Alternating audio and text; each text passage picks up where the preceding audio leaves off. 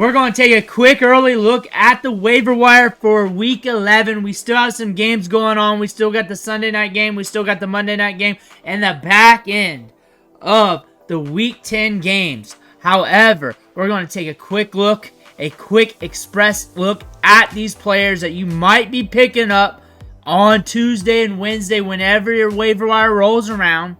That way, you're ahead of the curve. But before we dig in, you need to click that subscribe button right now. We're going deep on the waiver wire this week like we do every week. Tuesday, we go deep on wide receivers and running backs. Wednesday, we go deep again on all positions. We use these videos to help you set your lineups. I answer your questions on Saturdays through those videos. And on top of that, we deep dive as many players as possible. Click that button. Stop missing out. And we're going to take a look at these waiver wire dandies for Week 11. First guy, Audric Estime. Got some touches today against the Chiefs. Got 14 carries, got some work, and he is a rookie running back we were paying attention to going into the season. A late round pick, but we got some size, and on top of that, we are very productive at Notre Dame last year. We have good size adjusted athleticism when it comes to wiggle and movement skills and being able to change direction. Of course, the numbers did not pan out well for fantasy football, but when you're looking at 53 yards against the Chiefs, it's okay. That's a lockdown defense against running backs.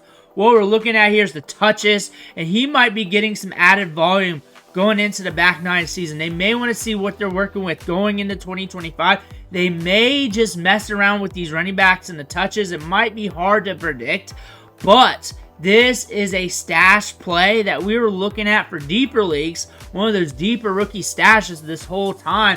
But we're starting to emerge. They've been talking about getting him more work. And if you really look at this, and you look at the touches here and everything else, he has been getting a little bit more work each game. And then eventually, he took off, got those opportunities in this matchup. And maybe we get more going forward, maybe not. But we got a good matchup on the road in Week 12 against the Raiders. And if he's trending up after that Week 11 game against the Falcons, you're going to wish you had him stashed. Cam Akers. So the thing about this, we did a video on this. Aaron Jones came out of the game for a little bit, but came back at the end of it. Cam Akers is the next man up. If something is up with Aaron Jones and he has to be out for a little bit, Cam Akers is the next guy. If you want a handcuff in this backfield for the Vikings, they do move the football very well. It's a very explosive offense. Cam Akers is the next guy up. We had him as a handcuff earlier this season with the Texans. He hits about once every 3 games from that rate. And if that moves forward to the Vikings, it'll be about once every 3 games. The other games are downers. It's not a guaranteed thing. But hey, that's something if you want touches. If you're chasing touches, you're going to want that Aaron Jones handcuff. Ricky Pearsall getting the work, getting the volume, 6 targets, 4 catches, 73 yards, and that big touchdown. He is explosive. He's a good route runner. He is going to be used in this offense, and he's probably going to get that Brandon Ayuk role where he's just downfield and getting all the routes and moved around in the offense. Probably going to get a good target share down the line in the season. Also, Juwan Jennings, I don't have one on him. He's a pickup too if he's still available, but he should have been picked up earlier. Ricky Pearsall's been added, dropped. If he's there, go ahead and get him.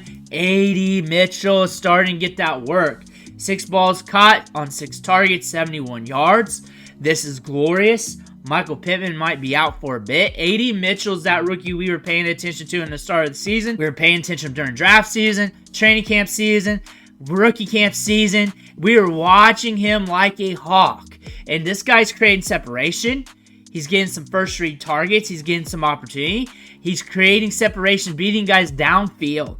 This is a wide receiver that could trend up and be a league winner down the stretch because he's been very efficient with his routes ran on the field all season long per the advanced data. AD Mitchell's got that 4.3 speed. He can stretch the field, and he can be nuclear in this offense. MVS went off today. 3 catches, 109 yards, and 2 touchdowns. It's not really sustainable with 3 targets. But who else are you going to use in this offense? We got Mason Tipton there. Who else are you going to use? If you want somebody from this offense, we got something here. I'm not going to say it's 100% sustainable, but you got something here to look at. Drake Maye, the rookie quarterback. He's a guy to play with off the waiver wire. We got the Rams coming up. Then we got Miami on the road. We're going to have some viable matchups. He's pushing the ball downfield. He's aggressive with it. He can also get you a few yards on the ground. Drake Maye's good off the waiver wire. Jaylen Warren is getting some touches now. 14 carries in this matchup. 2 catches as well. We're getting some work, and that could lead to fantasy production. And we've seen him be fantasy relevant in the past. And the fact that he's getting work, this offense is pushing the pace. This is something you may want on your fantasy team. He's going to be available in a lot of leagues. Bo Nix is surprising a lot of fantasy gamers. If you're in a deeper league and you need a quarterback, this could be your guy. If you're in a 2 QB league, he should be rostered, but if he's there in a smaller league, he could be your guy. If you're in a 1 QB league, you're looking to play the matchups, this is a guy that's getting you a little bit of something on the ground. He had 3 carries today. 6 the week prior, 5 the week prior, 10 the week prior. That's a fair amount of rushing attempts. On top of that, an okay day, 215 yards and 2 touchdowns against the Chiefs, who are locked down against wide receivers and quarterbacks. Solid performance by Bo Nix. Gus Edwards, still playing right now. We're getting a lot of touches. We look fresh because even though you're injured, other body parts will heal up. We're looking fresh on the field. We're looking solid. Gus Edwards should have been like in the IR slot, but if he's available, go ahead and see what you can get out of him. Trey Benson's getting work there. James Conner is still out and relevant on the field. However, the Cardinals are up. He's getting some work, and you might see him get some extra work down the line. Amari Demercado, though, if something happens to James Conner, those 2 running backs are going to split at 50-50. We've seen it prior. Amari Demercado is going to get some money touches in the passing game. Both running backs are electric. So Trey Benson will cost you more in fab. Amari Demercado will be a little bit cheaper if that ever happens. Kayshon Boutte, we've been talking about him off the waiver wire for the last few weeks. He's getting a lot of work. He's getting a lot of run, pushing like a 90% route participation rate every single week. Back-to-back games with 6 targets, 12 targets in the last 2 weeks. 6 balls caught in the last 2 weeks. He's getting work. It's not equating to large fantasy production, but that's something you may want to look at. Mack Hollins is the Keon Coleman replacement, getting those deep balls downfield, the contested catch artist, a guy to look at in deeper leagues. Or if you want to play the matchups, I would not be doing that next week against Chiefs. That's not a sexy look. But if you want to gamble with it, that's on you. Alec Pierce, you thought I forgot about him when I talked about A.D. Mitchell. But if he's there, pick him up because he's rocking those deep targets. He's been up and down all season long, but we should see more ups with Michael Pittman out.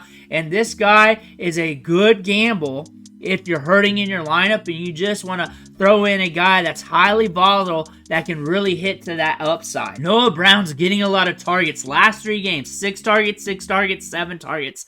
That's a lot of volume. We're starting to turn up here. In week 6, we got 8 targets. So really, 4 out of the last 5 games, we're getting a lot of work. That's pushing some of the top wide receivers in the league when it comes to target rate. That being said, Noah Brown's a wide receiver to pay attention to. Even though this week we did not splash with fantasy production, the work rate's there.